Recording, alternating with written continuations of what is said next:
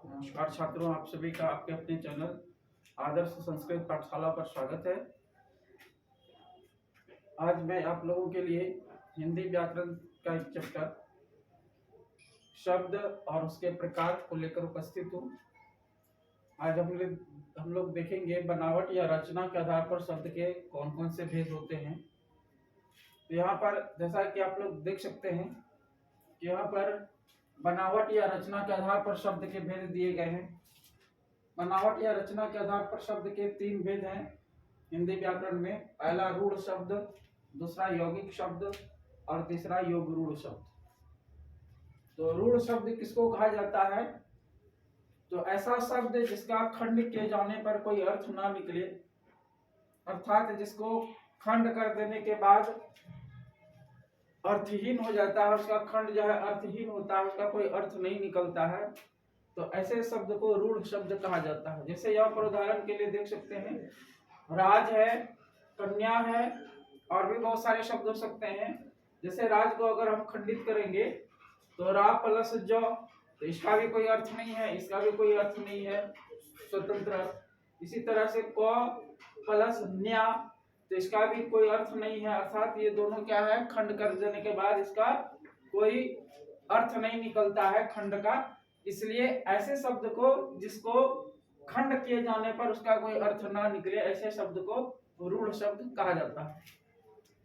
दूसरा है यौगिक शब्द, शब्दों के मेल से बने जिसका प्रत्येक खंड सार्थक होता है, अर्थात जो शब्दों के मेल से बना होता है जिसमें एक से ज्यादा शब्द हो और अगर उसको अलग अलग कर दिया जाए, खंडित कर दिया जाए, तो दोनों का अपना अर्थ निकलता हो, तो ऐसे शब्द को यौगिक शब्द कहा जाता है। जैसे यहाँ पर है विद्यालय, इसको अगर हम अलग अलग करेंगे, क्योंकि इसमें 2 शब्द मिला हुआ है, विद्या प्लस आलय, तो विद्या को अलग कर देते हैं, आलय को अलग कर देते हैं, तो विद्या का भी अर्थ निकलता है और आलय का भी अर्थ निकलता है। तो विद्या और आलय, विद्या का घर, आलय का मतलब होता है घर। उसी तरह से राज कन्या, राज को अलग कर देते हैं, कन्या को अलग कर देते हैं, तो इसका भी अर्थ निकलता है राज अर्थात राजा, और कन्या मतलब बेटी, राजा की बेटी। तो इस तरह से राजा की लड़की, इस तरह से इसका भी अर्थ निकलता है। तो इस तरह से यहाँ पर देख रहे हैं कि यौगिक शब्द ऐसे शब्दों के मेल से बने ऐसे शब्द जिसको खंड कर देने पर उसका अर्थ निकलता हो, तो ऐसे शब्द को यौगिक शब्द कहा जाता है। तीसरा क्या है? योगरूढ़ शब्द है। योगरूढ़ शब्द किसको कहेंगे? तो यौगिक शब्द जो अपने सामान्य अर्थ को छोड़कर विशेष अर्थ ग्रहण करता है, अर्थात योगरूढ़ शब्द जो है एक प्रकार का ये यौगिक शब्द ही होता है।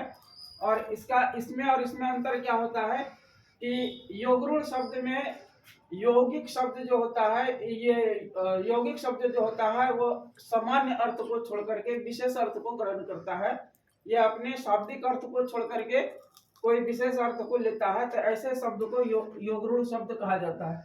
जैसे यहाँ पर उदाहरण के लिए हम देख सकते हैं लंबोदर, इसका ऐसे अगर हम अर्थ निकालेंगे तो जिसका उदर लंबा हो, लेकिन इसका विशेष अर्थ क्या है? तो इसका विशेष अर्थ अर्थात गणेश जी।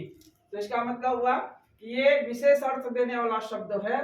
तो ऐसा शब्द जो वस्तुतः यौगिक शब्द है लेकिन उसका सामान्य अर्थ नहीं है, उसका एक विशेष अर्थ देने वाला शब्द हो, तो ऐसे शब्द को योगरूढ़ शब्द कहा जाता है। उसी तरह से गिरिधारी, गिरि का मतलब पर्वत, धारी का मतलब धारण करने वाला, तो इसका मतलब हुआ कि गिरिधारी का ये सामान्य अर्थ हुआ, लेकिन इसका अगर विशेष अर्थ देखते हैं तो विशेष अर्थ क्या होता है? श्री कृष्ण, अर्थात गिरि को धारण करने वाला, पर्वत को धारण करने वाला कौन है? श्री कृष्ण।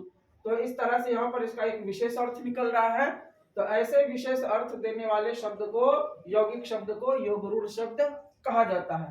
तो इस तरह से आपने देखा कि यहाँ पर बनावट या रचना के आधार पर शब्द के ये 3 भेद दिए गए हैं, और तीनों के बारे में अभी हमने समझा, तीनों के बारे में जाना, तीनों के उदाहरण के साथ यहाँ पर देखे। तो इस तरह से उम्मीद है कि आप लोग समझ गए होंगे रूढ़ शब्द, यौगिक शब्द और योगरूढ़ शब्द को।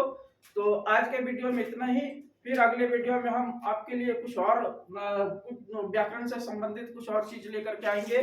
तब तक के लिए हमारे साथ जुड़ने के लिए बहुत बहुत धन्यवाद। और हम चाहेंगे आप हमारे इस चैनल को सब्सक्राइब करें और बेल आइकन को दबाएं और साथ ही हमारे इस चैनल को शेयर करें, कमेंट्स करें, लाइक करें। इसके लिए बहुत बहुत धन्यवाद।